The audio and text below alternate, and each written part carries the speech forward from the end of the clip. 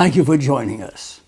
So many brilliant scientists, engineers, and innovators and medical pioneers have contributed enormously throughout history.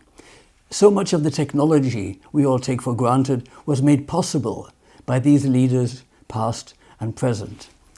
Among them is Martine Rothblatt, the creator of SiriusXM Satellite Radio and the founder of United Therapeutics, doing 3D printing of human lungs and other organs for transplants, and many more fascinating projects. Incredible, really.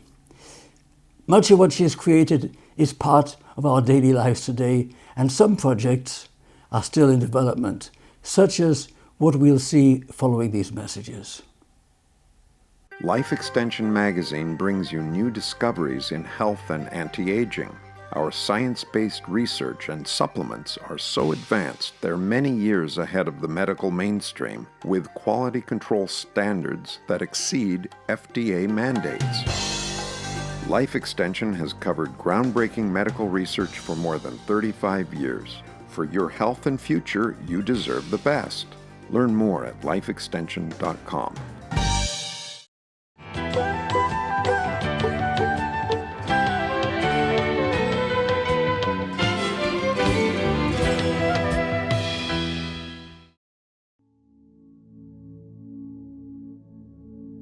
For several decades, lots of us have been worried about the Earth, about it getting overpopulated, about it getting overpolluted, about climate change.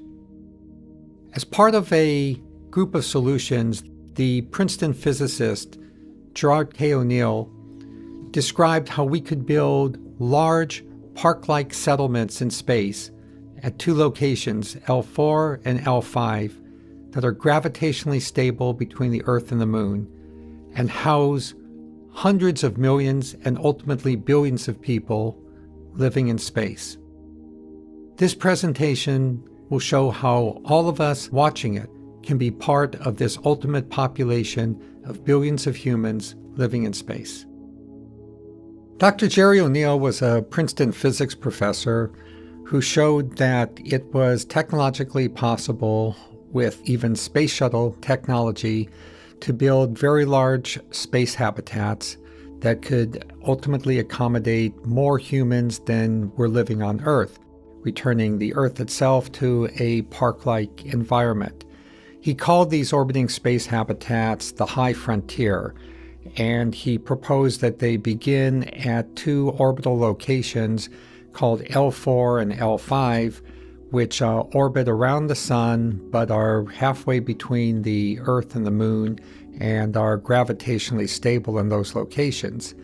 Each of these L5 or L4 space settlements would be so large that millions of people could live on them, and they would be really park-like themselves inside their interiors. Jerry O'Neill pointed out the human tendency to overestimate the near term and underestimate the long term. As a result of us humans failing to act on his blueprint in the 20th century, we will likely have to wait until the 22nd century for L5 space settlements. This talk will show how to turn the 100-year wait from a negative into a positive, how to turn, if you will, a moonshot into an earthshot. Jeff Bezos and I have two things in common. We both studied Dr. O'Neill's writings in the 1980s, and we both were so compelled by his logic that we made achieving L5 space settlements for humanity our life's ultimate purpose. I believe Blue Origin will make space settlements happen by creating the infrastructure from which settlements are as inevitable as Amazon was inevitable from the infrastructure of FedEx, credit cards, and the internet. But I heard last year at the International Space Development Conference from Jeff Bezos himself that he wants our help. This presentation shows how we can help make space settlements happen and in fact get there in our lifetime. The first thing to realize is that we actually have the money to do it. Albert Einstein, seen here talking with Paul Robeson and others, pointed out that compound interest is the eighth wonder of the world. Most people just don't get its power, but in human affairs, it is as powerful as Einstein's other revelations were in the realm of physics. This chart shows that if we put aside just $3 a day for 10 years and invested at the rate the stock market has grown since Apollo 11 landed on the moon 50 years ago next month, that it will be worth $10 million by the time an L5 space settlement is ready in the year 2130. If you compound money at 7% for 100 years, it grows 1,000-fold. Now, what could we do with $10 million in 2130? First, we could stay alive as a mind clone until then, using just a small part of the interest income. Second, we could regenerate a body for our mind clone to be mated with it at L5. Third, we could buy a pretty nice condo at L5. And fourth, we could make the space settlement movement happen by permitting some borrowing for space settlement construction against our collective compounding assets. Human age reversal. We may be there already. Human studies are now ready to begin to confirm meaningful reversal of pathological aging processes. These clinical trials aim to alter older humans so that they function as much younger individuals. Even modest success will result in a paradigm shift that will impart enormous societal benefits, such as sparing Medicare from insolvency. Life extension is not standing idle while 5,000 Americans die each day from age-related illnesses. Joining us are physician scientists who want to hurry up these technologies to keep people from aging to death. While life extension is pushing these projects forward, we need financial help to ensure these studies are carried through to fruition. You can support this research by making a tax-deductible donation to Life Extension Society. All donations will be used to fund age reversal research. Join us on this essential mission.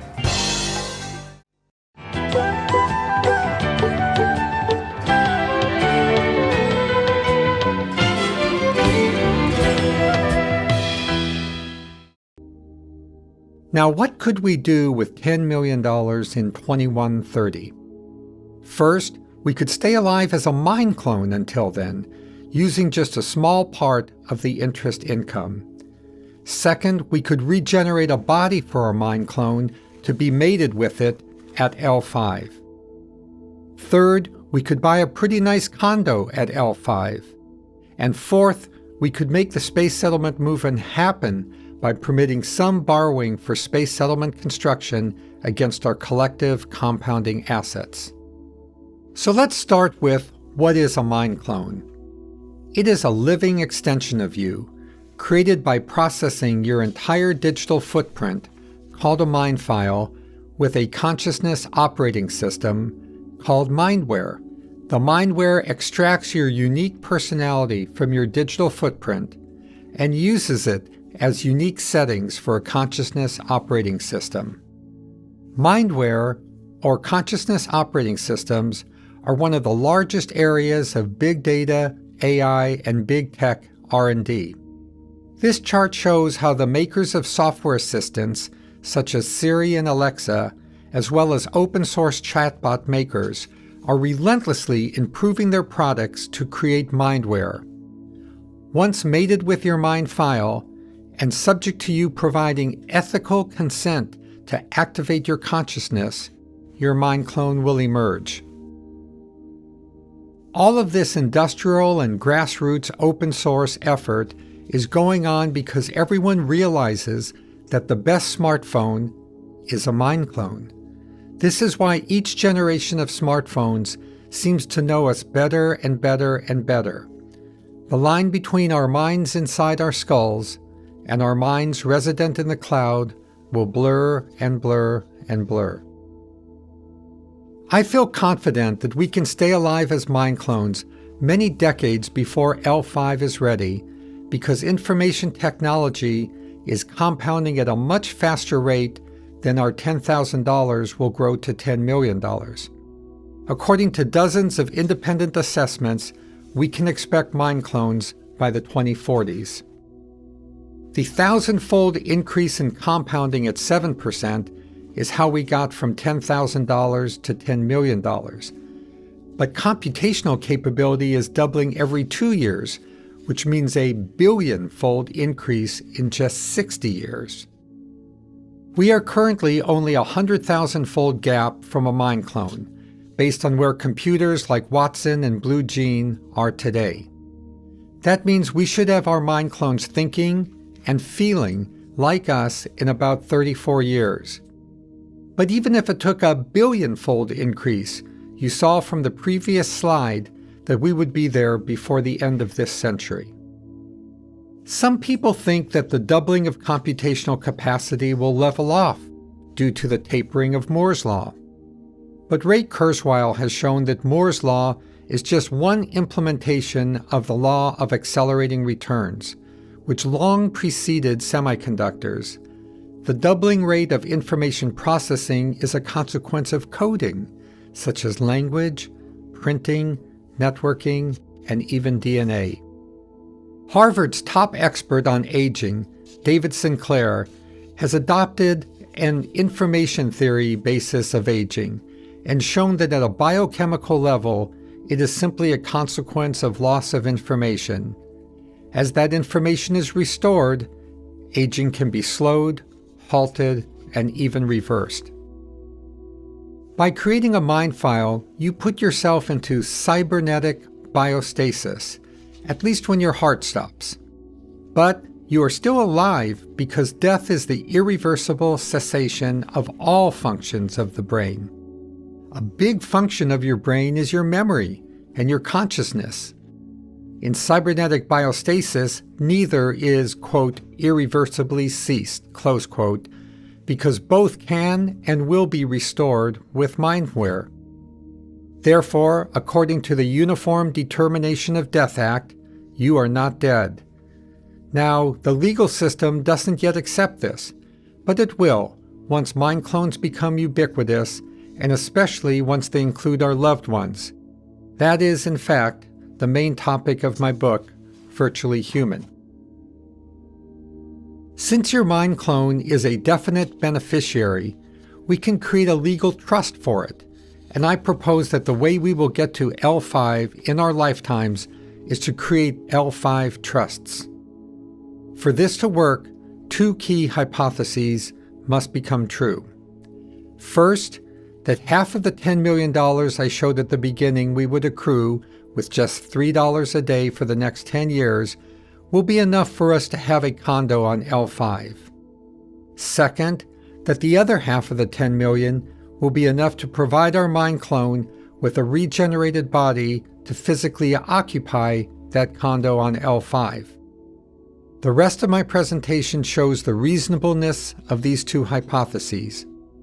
By the way, if we can get 1 million spacers to create these L5 trusts for just $3 a day for just 10 years, we will be able to contribute $5 trillion to the construction costs of L5. I think Blue Origin would appreciate that quite a bit. The first step to occupying L5 in our lifetimes is to create a mind file. This can be done at sites like I have created, called LifeNot, or at sites any of you can create. Your mind file is your consciousness in biostasis. It time travels your life to L5. It is actually incredibly easy to create a mind file. There is no need to scan your brain. In fact, mind files are auto-created in the background of our day-to-day digital life. All you really need to do is to evidence your intention for your mind file to be activated into a mind clone. That is why I set up the lifenot.com website to accomplish that essential legal step. Some people believe DNA is also important to their consciousness. At lifenot.com, we also store your DNA indefinitely in liquid nitrogen for a one-time fee of about $100. I don't personally believe your DNA is essential to who you are, but people have different opinions about that, so we make it available. An important question is to ensure the mind file that will become your mind clone, that will become the occupant of L5, is in fact you. I believe that job falls very nicely to L5 trustees and to L5 trust protectors. Legal trusts always have a trustee and can have a trust protector. I think a good division of responsibilities is for the trustees to ensure that your mind file is yours and not mixed in with someone else's or otherwise corrupted, and that the mindware used to create your mind clone is certified, healthy consciousness creating mindware. I'm fairly confident that in the coming decades, the FDA will itself certify the types of mindware that can be used to create consciousness. The job for trust protectors, which is usually a long-lasting law firm advised by technology experts, is to authenticate that the resulting mind clone is in fact you and not a false image of you. This can be accomplished by having psychologists compare discussions with your mind clone with an examination of your mind file. It will also be greatly facilitated by using certified mindware. Another key job for the trust protector is to obtain a legal identity for your mind clone. Once your heart stops ticking, you will lose your legal identity. However, once your mind clone is shown to be alive, then you will be entitled to a new legal identity. It will be the trust protector's job to obtain that new legal identity for you. Since it is likely that our mind clones will awake before L5 space settlements are ready, the question arises, what will we do until then? I think we'd hang out in virtual worlds, stream movies, chat with friends, read books, play games, basically do all the things we do right now. And especially important, in my view, is to do meaningful engineering and design work for the L5 space settlement. It will be the job of our trustee and trust protector to ensure that we are psychologically self-actualized, with purposeful lives during our residence in virtual reality, pending our instantiation in bodies residing in our condo on L5. To me, this seems like heaven. Being able to financially and cognitively contribute to space settlement, all because of wise decisions costing only $3 a day several decades before. Being able to help create the infrastructure for living in space and to then actually take up residence in space. This is what I call heaven. Now that we have a mutual understanding of what a mind clone is and how that is us continuing our life in digital form, let's examine the reasonableness of our two key hypotheses, the condo hypothesis and the body hypothesis. As to the condo hypothesis, you can see from this chart that over the past century, average house sizes in the U.S. went from 700 square feet to 2,000 square feet, and costs from $3,200 to $200,000. That means costs per square foot have increased 20-fold in the last century. I think it is reasonable to assume that this trend will continue, meaning that by 2130, an average home will be $2,000 a square foot. With $5 million, our $3 per day will have become by then, we would be able to purchase a 2,500 square foot condo. Quite comfortable. By the way, the text box shows the calculations that even 1 million L5 trust beneficiaries would use would add up to only 10% of the Island 4 version of the L5 space settlements designed by Dr. O'Neill. In fact, several million people could live on an Island 4 space settlement at L4 or L5. So us 1 million trust beneficiaries would make up just a minority of the population. But I think it would be an honored minority, as borrowing against our $5 trillion in combined assets would have been a major factor in enabling Blue Origin and others to build the Island 4. Now, it may be argued that condos on L5 won't reflect average housing costs in 2130. I mean, the view is pretty spectacular. However, even if the cost per square foot are twice what the average would be, that would still leave us with a quite comfy 1,000 square foot condo for $5 million in 2130. And if it is even more expensive than that, our trust documents can give the trustee authority to purchase whatever living arrangements the money can buy. Even shared, or in modern parlance, co-living arrangements are very trendy. Let's move now to hypothesis 2, that $5 million in 2130 would also be enough for a regenerated body into which your mind clone can reside. I like to show that this is probable in 3 different ways. First, by analogizing a regenerated body in 2130 to a kidney transplant today, and showing the cost to be within $5 million. Second, by showing the trends in 3D printed biology are such that $5 million in 2130 will be an order of magnitude more than is needed for a regenerated body. And finally, third, if I'm totally wrong about biology, that we will assuredly be able to afford a robot-like machine body in 2130 to host our mind clone. Starting with the kidney transplant analogy, the present value of $5 million in 2130 is about $200,000 today. As the quote at the bottom of this slide shows, $200,000 is way more than enough for a kidney transplant today. Indeed, it is interesting that in relative terms, a kidney transplant today is much cheaper in 2019 dollars than it was in 1970, when the procedure and its substitute, dialysis, first became generally available. We often hear that these procedures are much more expensive, but that is pretty much limited to the US, where prices charged for transplants bear very little resemblance to the underlying costs. So, if you can accept that the 22nd century version of an organ transplant is a regenerated body, then by comparison with kidney transplant costs over the past 50 years, it is likely that $5 million in 2130 will be more than enough for a regenerated body at that time. Let's turn to the second reasonableness test, a bottoms-up approach from the costs of growing and printing human cells. In my company, we manufacture 100 lungs a year at a cost of around $10,000 per lung. But a human body has 500 times more non-blood cells than are represented in a lung, so by extrapolation, it would cost us 500 times $10,000, or about $5 million in 2019 dollars to manufacture an entire body. Over a span of 100 years, we will lose 2 orders of magnitude from the cost of money, even at current 3% inflation rates.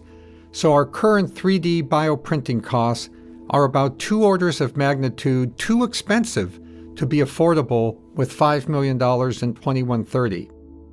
Before I explain how this 2 order of magnitude gap will be closed, let me show you a video clip of how we are manufacturing lungs today. While not all of this video is fully in place today, we are manufacturing dozens of lungs a year via a similar process and have increased by 25% the number of lung transplants performed in the United States. We have saved many lives. In the next clip, you will meet one of the amazing recipients of a pair of our manufactured lungs. 3D bioprinters at United Therapeutics DECA Organ Manufacturing Center in Manchester, New Hampshire, print the inert collagen scaffold of a lung from its larger proximal vessels and bronchi to its millions of distal arterioles. End-stage organ disease patients give up a few cells in a biopsy, which will be transformed into inducible pluripotent stem cells, all matching the patient's DNA to avoid any need for immunosuppressants. It was just in the past decade that science has learned how to turn differentiated human cells back into stem cells. Thereafter, the newly made stem cells can be redifferentiated back into a wide variety of different types of cells.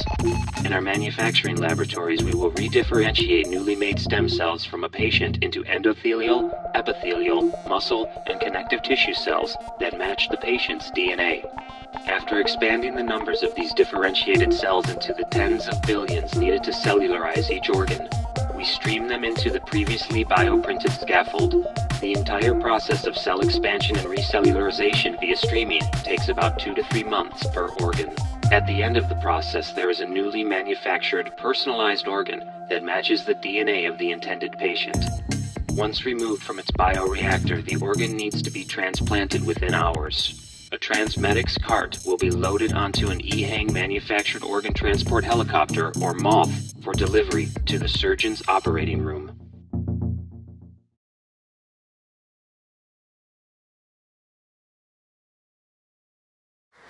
In 2011, at our quinceañera, I gave a speech inspired by JFK's 1960s moon speech. He had said back then that before his decade was out, that the US would land a man on the moon and return him safely to Earth. 50 years later, in 2011, I said that before this 20-teens decade was out, we would transplant an end-stage lung disease patient with a manufactured lung and return them safely back to health. At the time, we were about as close to that goal as the US was to the moon goal when Kennedy gave his speech, which was far, far away. John Glenn had barely orbited the Earth for the first time, and rockets often failed on launch. Now, 7 years later, in 2018, I can hardly believe that not only did we accomplish our goal ahead of schedule, and not just once or twice, like the 1960s Apollo program, but that we have used our manufactured lungs to bring many dozens of end-stage lung disease patients safely back to health.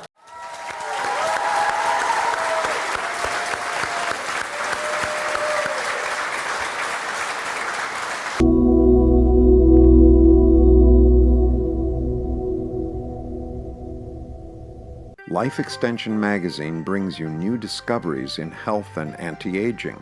Our science-based research and supplements are so advanced they're many years ahead of the medical mainstream, with quality control standards that exceed FDA mandates. Life Extension has covered groundbreaking medical research for more than 35 years. For your health and future, you deserve the best. Learn more at lifeextension.com. This concludes our special on Martine Rothblatt. Thank you for being with us.